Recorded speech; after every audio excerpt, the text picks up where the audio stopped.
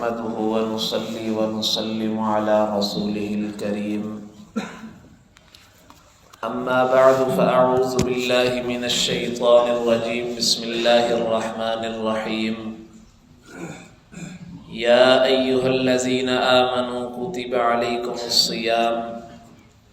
كما كتب على الذين من قبلكم لعلكم تتقون صدق الله العظيم اللهم صل على سيدنا ومولانا محمد وعلى آل سيدنا ومولانا محمد وبارك وسلم ثم صل عليه۔ سب سے پہلے درس میں نے یہ بات عرض کی تھی کہ انسانوں اور جنات کو تخلیق کرنے کا سب سے بڑا مقصد یہ ہے الا لیعبدون، تاکہ وہ اللہ کی عبادت کریں۔ اب اس بات پر سوال اٹھتا ہے کہ عبادت تو اللہ کی فرشتے بھی کر رہے تھے، پھر انسانوں کو اس دنیا میں بھیجنے کا مقصد کیا ہوا؟ جب مقصد ہی انسانوں اور جنات کی تخلیق کا اللہ کی عبادت کرنا ہے تو عبادت تو فرشتے ہر وقت اللہ کی عبادت میں معمور ہیں، عبادت کر رہے ہیں، تو پھر انسانوں کو خاص کر کے بھیجنے کا کیا مقصد ہے؟ اس کی ایک وجہ ہے جس کو مثال دے کر میں سمجھاؤں گا۔ ایک نابینا آدمی سارا دن ساری زندگی وہ ٹی وی نہیں دیکھتا، فلمیں نہیں دیکھتا، غلط نظر کسی پر نہیں اٹھاتا، اس میں اس نابینا آدمی کا کوئی کمال نہیں،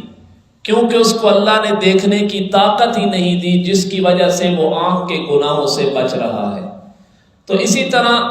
فرشتوں کے اندر اللہ رب العزت نے قوت شہواتیہ نہیں رکھی، یعنی ان کے اندر گناہ کا مادہ ہی نہیں ہے۔ جب ان کے اندر گناہ کا مادہ نہیں ہے تو ان کا سارا وقت ہر وقت عبادت میں گزار دینا یہ کوئی کمال نہیں ہے،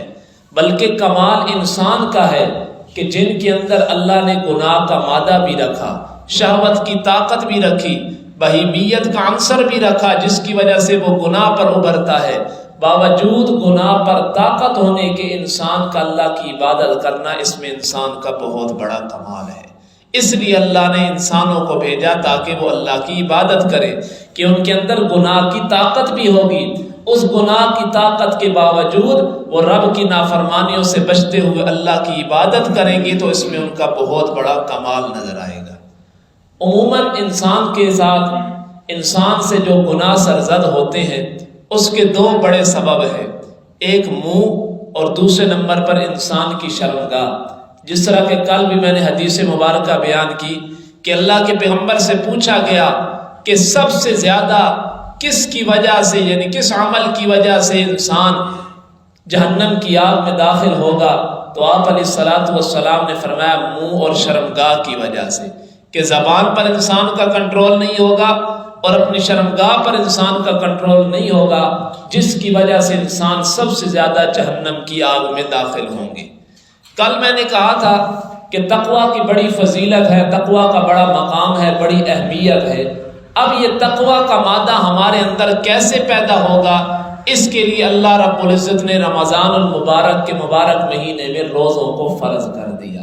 اللہ فرماتے ہیں لعلکم تتقون، یہ رمضان کے مبارک مہینے میں اللہ نے روزے تمہارے اوپر اس لیے فرض کی ہے تاکہ تم گناہوں سے بچ جاؤ، تقویٰ والی زندگی اختیار کرنے لگو۔ اور تقویٰ کسے کہتے ہیں؟ نفسانی خواہشات پر کنٹرول کرتے ہوئے، نفسانی خواہشات کو دباتے ہوئے انسان صغیرہ اور کبیرہ گناہوں سے بچ جائے، اس کا نام تقویٰ ہے۔ کیونکہ انسان کے اندر اللہ نے قوت شہوت بھی رکھی ہے، بہیمیت کا عنصر بھی رکھا ہے، جو انسان کو گناہوں پر ابھارتا ہے۔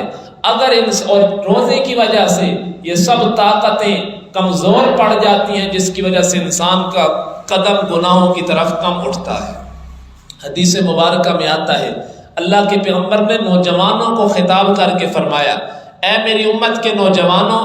اگر تمہارے اندر طاقت ہے نکاح کرنے کی تو نکاح کرو۔ اس کا فائدہ یہ ہوگا کہ نکاح سے تمہاری نظریں پست ہو جائیں گی، یعنی ایک ہی کی طرف تمہاری نظریں اٹھیں گی اور کسی کی طرف نہیں اٹھیں گی، اور دوسرا فائدہ یہ ہوگا کہ تمہاری شرمگاہ غلط جگہ پر استعمال نہیں ہوگی۔ اور پھر آگے اللہ کے پیغمبر نے فرمایا اگر تم نکاح کی طاقت نہیں رکھتے تو پھر کم از کم روزے رکھو، اس کا فائدہ یہ ہوگا کہ تمہارے اندر جو قوت شہوت ہے وہ کمزور پڑ جائے گی اور تم گناہوں سے محفوظ رہو گے۔ تو پہلا یہ عمل بتایا کہ اگر طاقت رکھتے ہو تو نکاح کرو، یہ بھی گناہوں سے بچنے کا سبب ہے۔ اور پھر فرمایا اگر نکاح نہیں کر سکتے، نکاح کی طاقت نہیں ہے تمہارے اندر، تو پھر روزے رکھا کرو، یہ روزے کی وجہ سے بھی تم کافی گناہوں سے بچ جاؤ گے۔ تو کیا مقصد ہے کہ روزہ اس لیے رکھنا ہے تاکہ انسان کے اندر تقوی کا مادہ پیدا ہو جائے۔ حدیث مبارکہ میں آتا ہے اللہ کے پیغمبر فرماتے ہیں الصیام جنۃ، روزہ ڈھال ہے،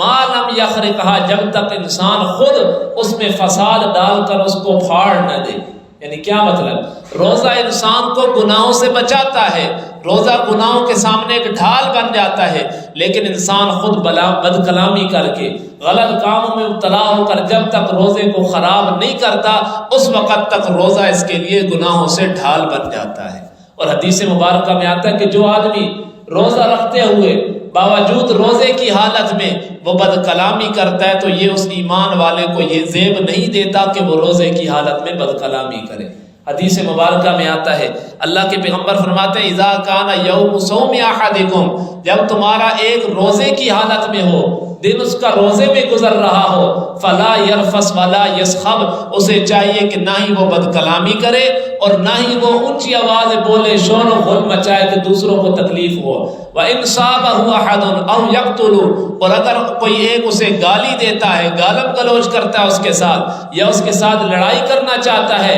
تو اسے چاہیے فَلْيَقُلْ إِنِّي إِمْرَأٌ صَائِمٌ، وہ جواب میں گالم گلوچ نہ کرے، لڑائی جھگڑا جواب میں نہ کرے، بلکہ فَلْيَقُلْ إِنِّي إِمْرَأٌ صَائِمٌ، وہ جواب میں کہہ دے کہ یار تو نے مجھے گالی تو دی ہے، تو میرے ساتھ لڑائی تو کرنا چاہتا ہے، لیکن انی امرؤ صائم، میں روزے کی حالت میں ہوں، اس لیے یہ میں قدم نہیں اٹھا سکتا کہ تو نے گالی دی ہے میں بھی جواب میں تجھے گالی دوں، تو لڑائی کرنا چاہتا ہے میں جواب میں تیرے ساتھ لڑائی کروں، نہیں، انی امرؤ صائم، میں روزے کی حالت میں ہوں۔ یعنی اگر روزہ رکھا ہے تو پھر روزے کے تمام احکامات کو پورا کرنا ہے۔ روزے کی اہمیت کو دل میں بٹھاتے ہوئے انسان اس کی فضیلت کو دل میں بٹھاتے ہوئے اس کی جب روزے کی قدر کرے گا تو پھر وہ روزہ حقیقی معنوں میں روزہ بنے گا۔ وگرنہ اگر انسان روزہ بھی رکھ رہا ہے اور جھوٹ اسی طرح بول رہا ہے، روزہ بھی رکھ رہا ہے بد کلامی اسی طرح کر رہا ہے، روزہ بھی اس نے رکھا ہوا ہے اور اس کے بعد اس کی نگاہ غلط جگہ پر پڑ رہی ہے، تو پھر حدیث مبارکہ میں آتا ہے اللہ کے پیغمبر فرماتے ہیں من لم یدع به قول الزور والعمل به فمن لم يدع قول الزور والعمل به فليس لله حاجة في ان يدع طعامه وشرابه۔ اللہ کے پیغمبر فرماتے ہیں جو روزے کی حالت میں جھوٹ کو نہیں چھوڑتا اور جھوٹ پر عمل کرنے کو نہیں چھوڑتا، فلیس للہ حاجۃ فی ان یدع طعامہ وشرابہ، تو اس کے بھوکا اور پیاسا رہنے سے اللہ کو کوئی سروکار نہیں ہے، اللہ کو اس کے بھوکے اور پیاسا رہنے کی کوئی ضرورت نہیں ہے۔ یہ صبح سے لے کر شام تک انسان کو جو اللہ بھوک میں مبتلا کرتے ہیں، پیاس میں مبتلا کرتے ہیں، اس کا مقصد یہ ہے کہ انسان کی زندگی گناہوں سے بچ جائے، انسان کے اندر گناہوں سے بچنے کا مادہ پیدا ہو جائے، انسان کی یہ عادت بن جائے کہ وہ گناہوں سے کس طرح اپنے آپ کو بچا سکے۔ لیکن اگر روزے دار روزہ بھی رکھ رہا ہے اور پھر جھوٹ بھی بول رہا ہے، روزہ بھی رکھ رہا ہے رشوت بھی لے رہا ہے، روزہ بھی رکھا ہوا ہے غیبتیں بھی کر رہا ہے، حالانکہ روزے میں تو انسان کی یہ عادت بنتی ہے کہ روزے میں انسان اللہ کے حکم کو پورا کرتے ہوئے، نفسانی خواہشات پر کنٹرول کرتے ہوئے، صبح صادق سے لے کر غروب آفتاب تک اللہ کی حلال کردہ چیزوں سے انسان رک جاتا ہے۔ یہ کھانا پینا اللہ کی طرف سے حلال ہے، دیگر مہینوں میں حلال کر رکھا ہے، دیگر اوقات میں اللہ نے حلال کر رکھا ہے۔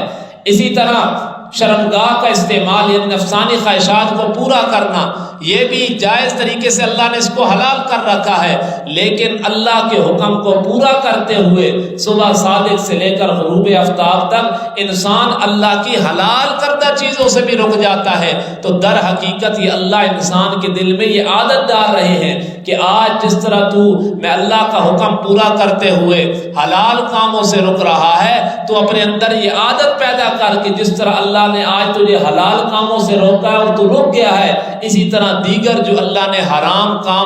کاموں سے تجھے روکا ہے ان سے بھی رکنے کی عادت پیدا کر۔ کہ اللہ نے جھوٹ بولنے سے منع کیا جو صرف رمضان میں حرام نہیں بلکہ رمضان کے علاوہ دیگر مہینوں میں بھی حرام ہے۔ اللہ نے غیبت سے منع کیا ہے جو صرف رمضان میں حرام نہیں بلکہ رمضان کے علاوہ دیگر مہینوں میں بھی حرام ہے۔ اللہ نے قتل اور چوری سے منع کیا ہے جو صرف رمضان میں حرام نہیں بلکہ رمضان کے علاوہ دیگر مہینوں میں بھی حرام ہے۔ تو حقیقت میں یہ صبح صادق سے لے کر غروب آفتاب تک جو انسان رکتا ہے کھانے پینے سے، یہ در حقیقت اللہ انسان کے دل میں یہ عادت ڈال رہے ہوتے ہیں کہ جس طرح آج تو حلال کاموں سے رک رہا ہے، حلال کھانے اور پینے سے رک رہا ہے، نفسانی خواہشات پر تو کنٹرول کر رہا ہے، تو اپنے اندر یہ عادت پیدا کر کہ رمضان کے علاوہ بھی دیگر مہینوں میں تو اللہ کی حرام کردہ چیزوں سے بھی اپنے آپ کو روکنے والا بن جائے۔ اور پھر انسان روزہ رکھتے ہوئے پھر بھی جھوٹ بول رہا ہے، قتل کر رہا ہے، چوری کر رہا ہے۔ حدیث مبارکہ میں آتا ہے، اللہ کے پیغمبر فرماتے ہیں کم من صائم، کتنے روزے دار ایسے ہوتے ہیں فلیس لہ من صیام الا الظما، کہ جن کو روزے سے سوائے بھوک کے کچھ حاصل نہیں ہوتا، کہ پورا دن وہ بھوکے تو رہتے ہیں لیکن اپنی بد کلامی کی وجہ سے، جھوٹ بولنے کی وجہ سے، غیبت کرنے کی وجہ سے انہیں روزے کا کوئی ثواب حاصل نہیں ہوتا سوائے بھوکا اور پیاسا رہنے کے۔